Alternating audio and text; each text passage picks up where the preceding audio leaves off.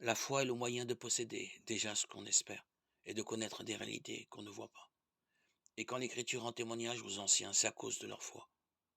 Grâce à la foi, nous comprenons que les mondes ont été organisés par la parole de Dieu, si bien que l'univers visible provient de ce qui n'apparaît pas au regard. Grâce à la foi, Abel offrit à Dieu un sacrifice meilleur que celui de Caïn. À cause de sa foi, il fut déclaré juste. Dieu lui-même rendait ainsi témoignage à ses offrandes. À cause de sa foi, bien qu'il soit mort, il parle toujours. Grâce à la foi, Enoch fut enlevé de ce monde, et il ne connut pas la mort. Personne ne le retrouva parce que Dieu l'avait enlevé. L'Écriture témoigne en effet qu'avant d'être enlevé, il était agréable à Dieu.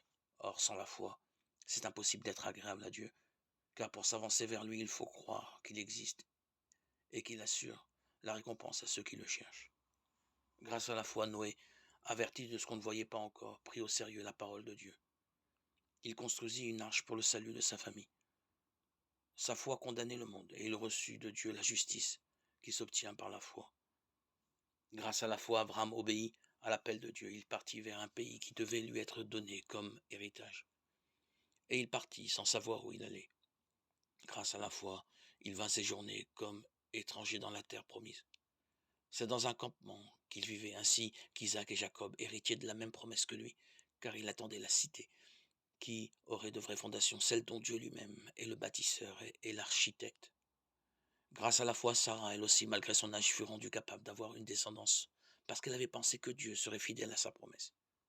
C'est pourquoi, d'un seul homme, déjà marqué par la mort, ont pu naître des hommes aussi nombreux que les étoiles dans le ciel et les grains de sable au bord de la mer que personne ne peut compter.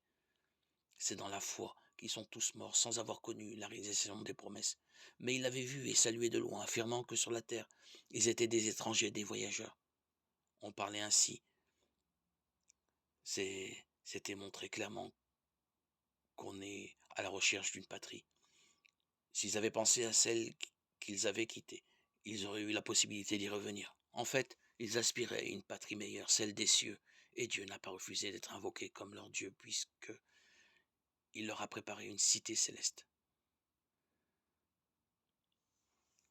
Lettre aux Hébreux 11, 1, 16.